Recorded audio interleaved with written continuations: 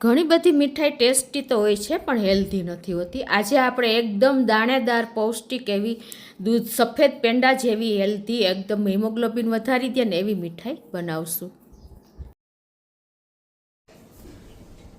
Hello friends, super magic રસોઈમાં મિત્રો હું આપણું સ્વાગત કરું છું.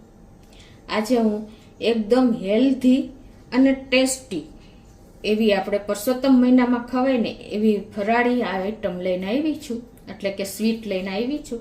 ગમે તો લાઈક કરજો, શેર કરજો અને નવા મિત્રો સબસ્ક્રાઈબ કરવાનું તો બિલકુલ ના ભૂલતા.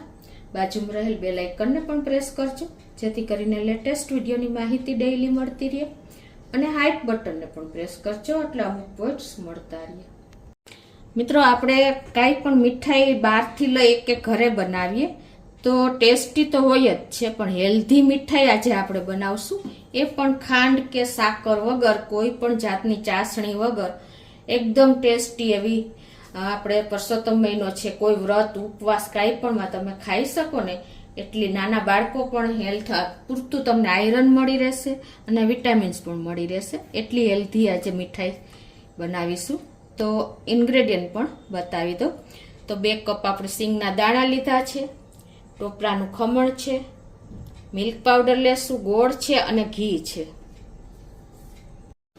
તો પહેલા તો આપણે જો સિંગ દાણા લીધા છે ને એને શેકી લેશું. બિલકુલ બળવા નથી દેવાના, ખાલી એની છાલ ઉતરે ને એટલા જ રોસ્ટ કરવાના છે. અને એ રીતે રોસ્ટ કરવા માટે શું કરવાનું કે આ રીતે તમારે નોનસ્ટિક લોઢી લઈ લેવાની છે, જે મોટી લોઢી હોય ને, અને એમાં સમાય ને એટલા જ દાણા આપણે નાખીને શેકવાના છે. આ રીતે સ્પ્રેડ કરી, અને જો એક એક દાણો થઈ જાય ને તો તમારે ઇઝીલી આ દાણા બળશે નહીં અને સરસ શેકાઈ જશે. આવી રીતે તમારે એકદમ સ્પ્રેડ કરી દેવાના એક એક દાણો, અને પછી તમારે આ રીતે એને હલાવતું રહેવાનું, એટલે તમારે દાણા દાજશે નહીં અને વ્હાઈટ દાણા રહેશે.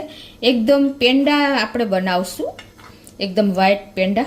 તો આ રીતે આપણે ચલાવતા ચલાવતા શેકશું ને તો બધા દાણા ઇવનલી શેકાશે અને એક પણ દાણો દાજશે નહીં. અને જો આ રીતે આપણે ફોતરા ઉતારશું ને તો એકદમ ફોતરું પણ ઉતરી જશે. જો એકદમ ઇઝીલી ફોતરું રિમૂવ થઈ જાય છે અને દાણો પણ નહીં દાજે. તો આપણા દાણા પણ કમસે કમ 3 થી 4 મિનિટ આ રીતે આપણે શેકા છે, એટલે સરસ શેકાઈ ગયા છે. અને આપણે ઠંડા થાય ને એટલે એની છાલ ઉતારી અને તૈયાર કરી લઈએ. તો જો મિત્રો, ઇઝીલી આપણા ફોતરા રિમૂવ થઈ જાય છે. તમે આવું કરશો ને તો દાણો પણ નહીં દાજે અને છાલ પણ ઉતરી જશે. તો આપણે આ રીતે તૈયાર કરી લઈએ. તો આ રીતે જો આપણે બિલકુલ દાણાને દાજવા નથી દીધા અને લોઢીમાં શેકા ને એટલે એક પણ દાણો લાલ નથી થયો, તો જ આપણા પેંડા બનશે.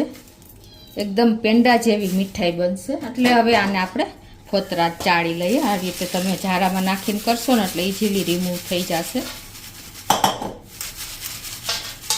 આ રીતે જો આપણે ફોતરા ઉતારી લીધા છે. હવે આને આપણે એક મિક્સર જારમાં નાખી અને પીસી લેવાના છે. દરદરું એવું બહુ ફાઇન નથી પીસવું, નહીંતર ઓઇલ છૂટું પડી જશે.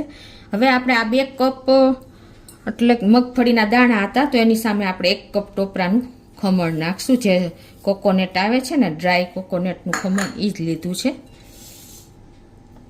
અને 2 ટેબલ સ્પૂન જેવો આપણે મિલ્ક પાવડર લેશું.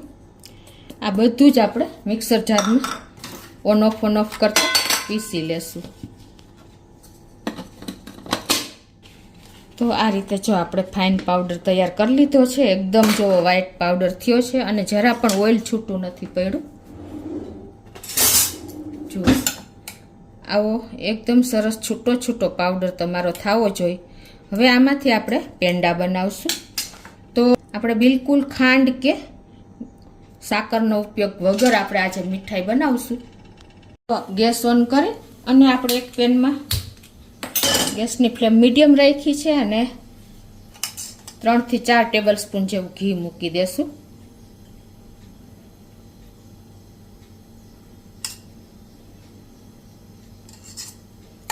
અને એમાં આપણે 2 થી 3 ટેબલ સ્પૂન જેવો ગોળ નાખી દેશું. તમે તમારા ટેસ્ટ એકોર્ડિંગ વધઘટ કરી શકો છો.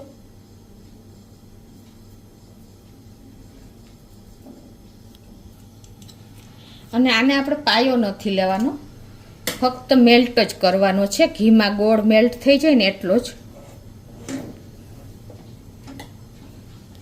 તો જો આપણો ગોળ પણ મેલ્ટ થઈ ગયો છે, બિલકુલ આપણે પાયો લેવાની જરૂર નથી. હવે આમાં જ જે આપણે ખમણ કર્યું ને મગ સિંગ ને કોપરાનું મિલ્ક પાવડર એ નાખી દેશું અને ગેસ બંધ કરી દેશું.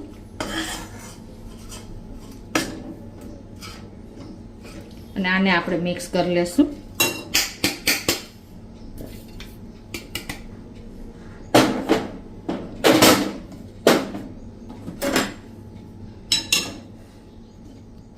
આને આપણે નીચે લઈ અને મિક્સ કરી લઈએ.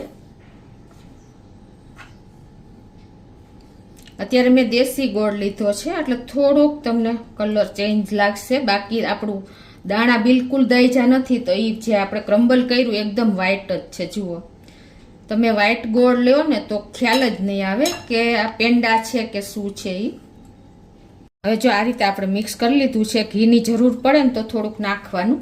અને હવે આ રીતે આપણે એના પેંડા વાળી લેશું, નાની સાઈઝના કે તમારે જે સાઈઝના વાળવા હોય એ રીતે. આ રીતે તમે જો એકદમ સરસ પેંડા તૈયાર થઈ જશે. ખબર પણ નહીં પડે કે આપણે આ પેંડા સિંગદાણામાંથી બનાવ્યા છે. એકદમ ખાંડ વગરના આપણા હેલ્ધી અને ટેસ્ટી એવા એકદમ અલગ જ મીઠાઈ તૈયાર થઈ છે.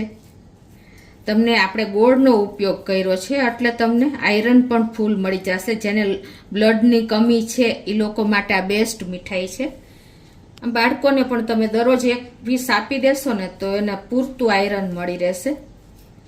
તો આ રીતે આપણે બધા જ પેંડા બનાવી લઈએ. તો આ રીતે જો આપણે બધા પેંડા વાળી લીધા છે. તમને ખ્યાલ પણ નહીં આવે કે આ પેંડો છે કે શું છે. એકદમ હેલ્ધી પેંડા આપણા તૈયાર થયા છે. મિત્રો, તમે પરસોત્તમ મહિનામાં એક પીસ ખાઈ લેશો ને તો પણ તમારી ભૂખ ભાંગી જશે. એટલા ટેસ્ટી અને હેલ્ધી આપણી મીઠાઈ રેડી થઈ ગઈ છે. કોઈ ઝંઝટ નથી. ખાલી તમારે 2 થી 4 મિનિટ સિંગદાણાને તમે આ રીતે લોઢીમાં શેકશો ને તો જ તમારા આવા વ્હાઈટ પેંડા તૈયાર થશે. જો દાણા દાજી જશે તો તમારે આવી રિઝલ્ટ નહીં મળે. અને કોઈ સાકર કે ખાંડના ઉપયોગ વગર, કોઈ પણ જાતના બહારના કેમિકલ વગર એકદમ ઘરના જ ઇન્ગ્રેડિયન્ટમાંથી આપણે ગોળ અને ઘી અને મગફળીનો ઉપયોગ કરીને એકદમ હેલ્ધી સ્વીટ બનાવી છે. તો બાળકોને તમે લંચ બોક્સમાં કે ક્યારેય નાની મોટી ભૂખ લાગે ને તો એક પેંડો તમે ખાઈ લેશો ને તો ફૂલ તમને આયરન, પ્રોટીન, વિટામિન મળી રહેશે. તો ચોક્કસ એક વખત આ રીતે ટ્રાય કરજો અને મને કોમેન્ટ બોક્સમાં જણાવજો કે તમને આ રેસીપી એટલે કે મીઠાઈની પેલી પ્રોસિજર કેવી લાગી. ગમે તો લાઈક કરજો, શેર કરજો અને નવા મિત્રો સબસ્ક્રાઈબ કરવાનું તો ના ભૂલતા.